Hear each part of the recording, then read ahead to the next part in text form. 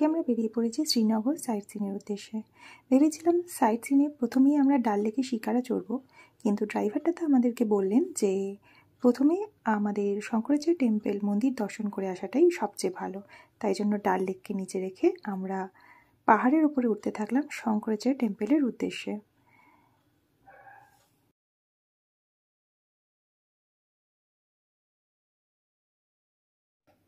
টেম্পলের সামনে এসে আমরা দেখতে পেলাম যে আমাদেরকে প্রায় 250খানা সিঁড়ি ভেঙে তারপরে আমাদের টেম্পলের সামনে পৌঁছাতে হবে। তো এই 250টা সিঁড়ি কিন্তু একবারে ওঠা সম্ভব না, কিছুটা রেস্ট নিতে নিতে আর ছবি তুলতে তুলতে আমরা সিঁড়ি দিয়ে মন্দিরের কাছ অবধি পৌঁছানোর চেষ্টা করলাম। মাঝখানে এইরকম সুন্দর ভিউটা দেখতে পেলাম, যেটা কাশ্মীরের শ্রীনগরের কিছুটা পার্ট দেখা যাচ্ছে এবং খুব সুন্দর লাগছে পাহাড়ের উপর থেকে দেখতে। আমরা একদম পাহাড়ের উপরে চলে এসেছি। মন্দিরের যে মেন সদর গেট, সেখানে একটা ঘন্টা ঝোলানো রয়েছে। আমরা এই মন্দির চত্বরের ভেতরে এবার প্রবেশ করছি ধীরে ধীরে। খুব ভালো লাগছে যে ছোটবেলা থেকে যে শঙ্করাচার্য টেম্পলের এত নাম শুনে এসেছি, আজকে সত্যি সত্যি সেখানে চলে আসতে পেরেছি। তো আমাদের সাথে আরও অনেকে ছিলেন যারা কষ্ট করে সিঁড়ি ভেঙে এত দূর উঠেছেন। তো এটা হচ্ছে মন্দিরে যাওয়ার জাস্ট কয়েকটি সিঁড়ি আছে। আমার ভেতরে ভিডিও করতে অ্যালাউ করা হয়নি, তাই জন্য আমি একদম মন্দিরের ভেতরে ভিডিও করতে পারিনি। তো এই গুহার মধ্যেই শঙ্করাচার্য যিনি আছেন উনি তপস্যা করেছিলেন। একটু ছবিও তুলে নিলাম তার সাথে।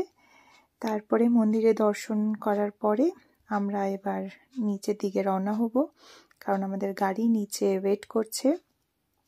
তো আমাদের শ্রীনগর সাইট সিনের প্রথম যে স্থান ছিল সেটা আমাদের দেখা হয়ে গেছে। ফার্স্ট স্পট মন্দির দর্শন আমাদের হয়ে গেছে। এবার আমরা চলে এসেছি ডাল লেকের কাছে, কারণ আমি অনেকক্ষণ ধরে এক্সাইটেড ছিলাম ডাল লেকের শিকারা চড়বো। তো শিকারার একদম কাছে চলে এসেছি। এখানে অনেকগুলো ঘাট আছে। তো আমরা গাড়ি করে যেতে যেতে বিভিন্ন ঘাটে আমাদের ড্রাইভার দাদা বললেন যে খুব ভালো একটা ঘাটে নিয়ে যাওয়া হবে, যেখান থেকে আর কি ভিউটা খুব ভালো পাওয়া যাবে। তো আমরা এই ঘাটে চলে এসেছি এবং এখানে কিন্তু বেশ ভালোই নেগোশিয়েট করতে হয়েছে, কারণ শিকারা কিন্তু আমাদের ট্যুরিস্টদেরকে দেখে অনেকটাই টাকা চেয়ে বসে। তো অনেকটা নেগোসিয়েশনের পরে ফাইনালি আমরা আমাদের শিকারা বুক করতে পারলাম এবং আমরা একটা ম্যান্ডেটরি ফটো তুলে নিলাম শিকারা ছাড়ার আগেই। তারপরে আমাদের শিকারা চলা শুরু করলো এবং শিকারা থেকে কাশ্মীরের শ্রীনগরের এই ভিউটা কিন্তু দেখতে খুবই সুন্দর ছিল। তো আমরা আমাদের আশেপাশে আরও অনেক বোট এবং শিকারা ঘুরছিল। ওয়েদারটা যেরকম সুন্দর ছিল তার সাথে স্পটগুলোও খুবই সুন্দর ছিল। এটা ছিল আমাদের ফার্স্ট স্পট, যেটা ছিল চারচিনার। চারচিনার একটা আইল্যান্ডের মতো। এই আইল্যান্ডটাতে 4টে চিনার গাছ রয়েছে, যার জন্য এর নাম হয়েছে চারচিনার। তো এটাও একটা দর্শনীয় স্থান। তো আমরা শিকারাটা আমাদের কিছুক্ষণ এখানে হল্ট করলো। আমরা এই গার্ডেনটা যেটা আছে সেটা একটুখানি ঘুরে দেখলাম। অবশ্য আমরা যেই টাইমটায় গিয়েছিলাম সেই টাইমটা কিন্তু গাছের পাতা সেরকম ছিল না, বেশ একটু শুকনো একটা ড্রাই একটা ইয়ে ছিল, কারণ যেহেতু ওটা মার্চ মাস ছিল এবং তখনও ওদের ওখানে উইন্টারই চলছিল। তো কিন্তু ভিউটা খুবই সুন্দর। এখান থেকে আমরা কয়েকটা ফটো তুললাম এবং পুরো এই চারচিনারের যে আইল্যান্ডটা আছে সেটাই বিশেষ সেরকম কিছু নেই, তবে হ্যাঁ ভিউ কাশ্মীরে যেদিকে তাকাবো সেদিকেই খুব সুন্দর লাগবে। তো ভালোই লাগলো, আমরা কয়েকটা ফটো তুলে নিলাম এর সাথে। তারপরে নেক্সট আমরা লোটাস গার্ডেনের মধ্যে দিয়ে যাচ্ছিলাম। লোটাস গার্ডেনে লোটাসও কিন্তু আমরা তখন পাইনি, কারণ সেটা লোটাসের সিজন ছিল না, তাই জন্য। তো এই লোটাস গার্ডেন পেরিয়ে আমাদের নেক্সট স্পট ছিল মার্কেট। তো এই ফ্লোটিং মার্কেটটাতে আমরা যদিও সেরকম একটা শপে ঢুকিনি, কিন্তু চাইলে কিন্তু এখান থেকে শপিং করাই যেতে পারে। প্রচুর জিনিসপত্র রয়েছে, শাল রয়েছে, সোয়েটার রয়েছে। তো আমরা সেই দোকানগুলো দেখতে দেখতে গেলাম, কিন্তু দোকানে আমাদের ঢোকা হয়নি। এটা ছিল আমাদের লাস্ট স্পট শিকারা করে ঘোরার। তো এটা ছিল নেহেরু গার্ডেন। আমার প্রত্যেকটা স্পটের মধ্যে সবচেয়ে পছন্দের জায়গা আমার এটাই লেগেছে। এখানে কিছু ক্যাফে রয়েছে, খাওয়ার জায়গা রয়েছে, সিট রয়েছে।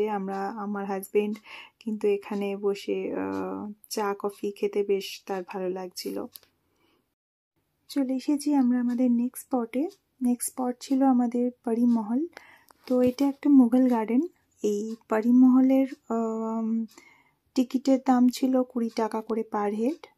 পরি মহলের ভেতরটা খুব সুন্দর এবং খুব সুন্দর সাজানো এবং অনেকগুলো লেয়ার আছে, মানে স্টেপ বাই স্টেপ এটা সাজানো হয়েছে। নিচের থেকে ধীরে ধীরে সিঁড়ি দিয়ে উপরে উঠলে উপর থেকে যে ভিউটা দেখা যায় সেটা বেশ সুন্দর ছিল। আর তার সাথে যে এটা একটা মুঘল গার্ডেন, তো বেশ সুন্দরভাবে সেই সময়ের কনস্ট্রাকশন ছিল। তো চারদিকে ফোয়ারা রয়েছে আর গাছগুলোকে এত সুন্দর করে কেটে এত সুন্দর একটা ডিজাইন করা হয়েছে, বেশ ভালো লাগছিল ভেতরটা ঘুরে দেখতে। তো আমরা ধীরে ধীরে উপরে উঠতে লাগলাম। একটা দুটো স্টেপ ওপরে ওঠার পরে এই যে নিচের যে ভিউটা দেখা যাচ্ছে এটা কিন্তু বেশ সুন্দর। আর সাথে ওই যে দূরে দেখা যাচ্ছে ডাল লেক। আর হ্যাঁ, এখানেও কয়েকটা ফটো আমরা অবশ্যই তুলে নিয়েছিলাম। আর আমাদের নেক্সট স্পট ছিল চেশমিশাই। চেশমিশাইও একটা মুঘল গার্ডেন। এটার মেন অ্যাট্রাকশন হচ্ছে এটার পিঙ্ক কালারের তোরণ এবং যে কনস্ট্রাকশনটা ছিল সেটা একটা পিঙ্কিশ কালার আসছে এবং সেখান থেকে একটা জল পরেই ফোয়ারাগুলো তৈরি করা হয়েছে। এটা কিন্তু সন্ধে রাত্রিবেলাও কিন্তু বেশ ভালো লাগে আসলে। লাইট অ্যান্ড সাউন্ড শো হতো আগে, উইন্টারে বন্ধ আছে। এখানে আমি একটা ছোট্ট করে ছবি তুলে নিলাম। তারপরে আমাদের নেক্সট স্পটের দিকে এগিয়ে চললাম।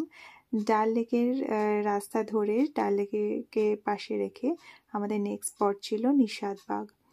নিশাদ বাগ বা শালিমার বাগ, এটা হচ্ছে সব থেকে ফেমাস মুঘল গার্ডেন কাশ্মীরে।